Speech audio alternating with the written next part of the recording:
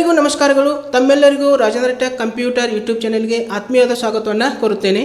ನಾವು ಕಳೆದ ಕ್ಲಾಸ್ನಲ್ಲಿ MS ವರ್ಡ್ ಪ್ರಾಕ್ಟಿಕಲ್ ಕ್ಲಾಸ್ 87 ಇದರಲ್ಲಿ ರೀಡ್ ಮೋಡ್ ಬಗ್ಗೆ ತಿಳಿದುಕೊಂಡಿದ್ದೇವೆ. ಸೊ ನೀವು ಇನ್ನೂ ಆ ಕ್ಲಾಸ್ ನೋಡಿಲ್ಲ ಅಂದರೆ ನಿಮಗಾಗಿ ಇವತ್ತಿನ ವಿಡಿಯೋದ ಡಿಸ್ಕ್ರಿಪ್ಷನ್ನಲ್ಲಿ ಅದರ ಲಿಂಕ್ ಹಾಕ್ತೀನಿ. ತಾವು ಲಿಂಕ್ ಓಪನ್ ಮಾಡಿ ಆ ಕ್ಲಾಸ್ ಕೂಡ ನೀವು ನೋಡ್ಕೋಬೋದು. ಇವತ್ತಿನ class MS word practical class 88. So ಇದರಲ್ಲಿ ನಾನು ಇಮರ್ಸಿವ್ ರೀಡರ್ ಬಗ್ಗೆ ತಿಳಿಸ್ಕೊಡ್ತಾ ಇದ್ದೀನಿ.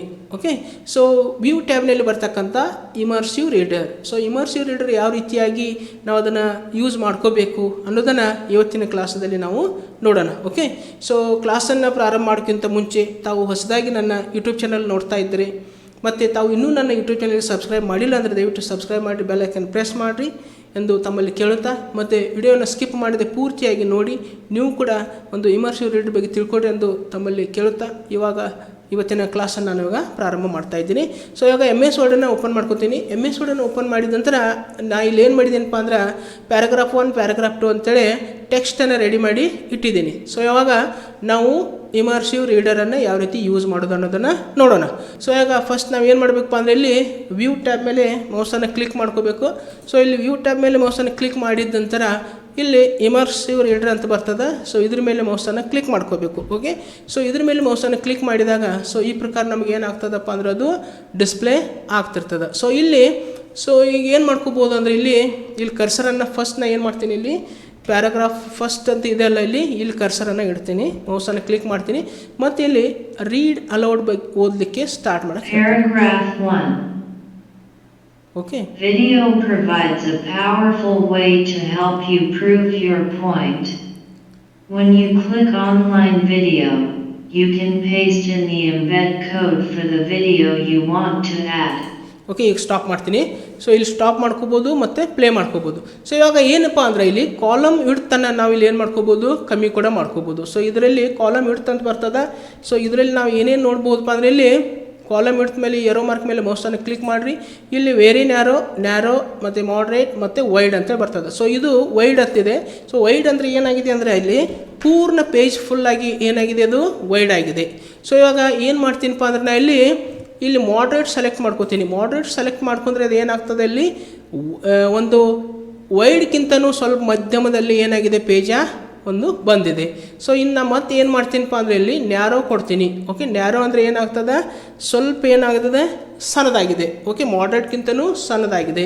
ನೆಕ್ಸ್ಟ್ ಮತ್ತು ನಾನು ಇಲ್ಲಿ ಏನು ಮಾಡ್ತೀನಪ್ಪ ಅಂದರೆ ವೆರಿ ನ್ಯಾರೋ ಅಂತ ಕೊಡ್ತೀನಿ. ಅಂದರೆ ಪೂರ್ಣ ಏನಾಗ್ತದೆ, ಚಿಕ್ಕದಾಗ್ತದೆ. ಓಕೆ, ಪ್ಯಾರಾಗ್ರಾಫ್ ಪೂರ್ಣ ಚಿಕ್ಕದಾಗ್ತದೆ. ಸೊ ಈ ಪ್ರಕಾರ ನಾವು ಕಾಲಮ್ ವೈಸ್ ಮಾಡಿ ಮತ್ತೆ ಇಲ್ಲಿ ಏನು ಮಾಡ್ಬೋದು, ಸ್ಟಾರ್ಟ್ ಮಾಡಿ ಅದು You can also type a keyword to search online for the video that best fits your document. Okay, so ಈಗ ಮತ್ತೆ ಸ್ಟಾಪ್ ಮಾಡ್ತೀನಿ.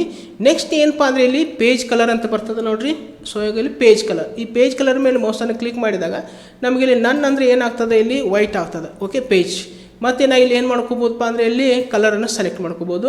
ಇಲ್ಲಪ್ಪ ಅಂದರೆ ಇಲ್ಲಿ ಬ್ಲ್ಯಾಕ್ ಕಲರನ್ನು ಸೆಲೆಕ್ಟ್ ಮಾಡ್ಕೋಬೋದು. ಓಕೆ, ಮತ್ತು ಇಲ್ಲಿ ಏನು ಮಾಡ್ತೀನಿ, ನಾ ಇಲ್ಲಿ ನನ್ ಅಂತೀನಿ. ಓಕೆ, ಸೊ ಇದು ಪೇಜ್ ಕಲರ್. ಇನ್ನು ನೆಕ್ಸ್ಟ್ ಲೈನ್ ವೈಸ್ ನಾವು ಏನು ಮಾಡ್ಬೋದು, ಇಲ್ಲಿ ಒಂದು ರೀಡ್ ಮಾಡ್ತದೆ. ಅದು ಲೈನ್ ವೈಸ್ ಯಾವ ರೀಡ್ ಮಾಡಬೇಕಾಗಿತ್ತಂದ್ರೆ ನಾವು ಇಲ್ಲಿ ಲೈನ್ ಫೋಕಸ್ದಲ್ಲಿ ಬಂದು ಇಲ್ಲಿ ಸೆಲೆಕ್ಟ್ ಮಾಡ್ಕೋಬೇಕು. 1 ಲೈನ್, 3 ಲೈನ್ಸ್, 5 ಲೈನ್ಸ್ ಅದೇ. ಇವಾಗ ಜಸ್ಟ್ ಏನು ಮಾಡ್ತೀನಪ್ಪ ಅಂದರೆ ನಾನು ಇಲ್ಲಿ 1 ಲೈನ್ ಮೇಲೆ ಸೆಲೆಕ್ಟ್ ಮಾಡ್ಕೋತೀನಿ. ಓಕೆ, ಇಲ್ಲಿ 1 ಲೈನ್ ಮೇಲೆ ಸೆಲೆಕ್ಟ್ ಮಾಡ್ಕೊತೀನಿ. ಸೊ ಇವಾಗ ಮತ್ತೆ ಇಲ್ಲಿ ಪ್ಲೇ ಮಾಡ್ತೀನಿ. To make your document look professionally produced, Word provides header, footer, cover page, and text box designs that complement each other.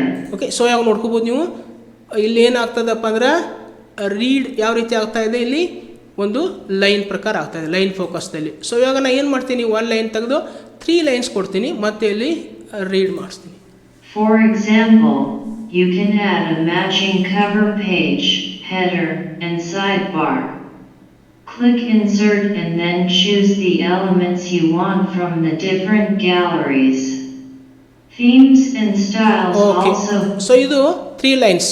Next ನಾ ಏನು ಮಾಡ್ತೀನಪ್ಪ ಅಂದರೆ ಇಲ್ಲಿ 5 ಲೈನ್ಸನ್ನು ಸೆಲೆಕ್ಟ್ ಮಾಡ್ಕೊತೀನಿ, ಮತ್ತೆ ಇಲ್ಲಿ ರೀಡ್ ಮಾಡ್ತೀನಿ. Help keep your document coordinated.